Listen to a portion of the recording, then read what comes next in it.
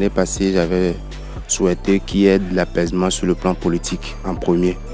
Je pense que voilà, pour cela, on peut dire qu'il y a eu un peu de calme, sauf que c'est les attaques perpétrées qu'on a enregistrées au nord du Togo qui font qu'il y a une insécurité et que les populations sont dans une peur constante.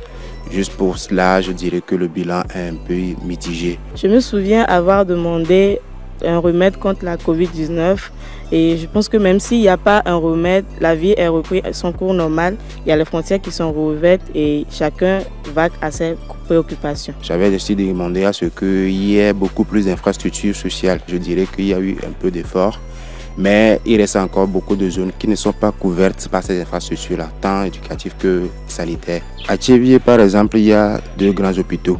Il y a la polyclinique et le CHR de Tchévié. Par moment, vous allez à la polyclinique et pour des besoins spécifiques, on vous renvoie au CHR. De la même façon, vous allez des fois au CHR, par manque de matériel, on vous dit d'aller carrément à Lomé. Et c'est ce genre de choses qui causent beaucoup de pertes de vies humaines. Donc le souhait serait que ces hôpitaux-là, comme c'est les hôpitaux de référence de la ville, soient vraiment équipés, que tous les services soient présents.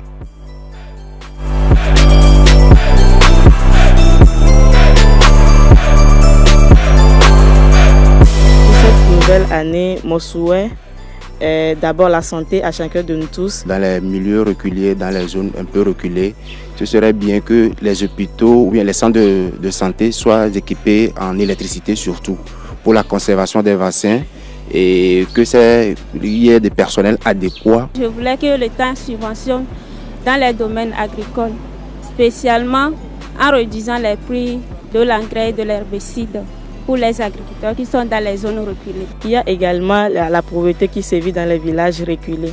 J'invite alors le gouvernement à créer des infrastructures routières pour faciliter le déplacement des paysans vers la ville et vers les marchés. Par rapport à la cherté de la vie, je souhaite également que le gouvernement puisse intervenir, encadrer les prix pour que les commerçants ne puissent pas eux-mêmes profiter au détriment de la population.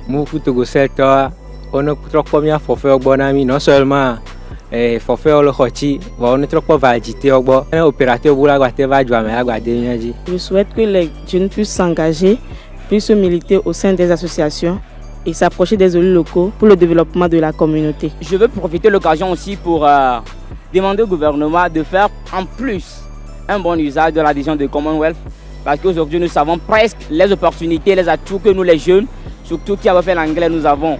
Et là, s'ils peuvent nous multiplier les bourses d'études et tout ça, on va les apprendre et revenir maintenant développer notre pays avec ce que nous avons appris. Pour l'année 2023, je souhaite que le gouvernement crée des emplois pour les jeunes pour diminuer le taux de chômage. Par exemple, pour le concours de l'OTR de novembre 2022, il y avait plus de 40 000 demandes pour 200 postes. Pour finir, on souhaite une heureuse et bonne année à tous les Togolais et Togolaises d'ici et de la diaspora.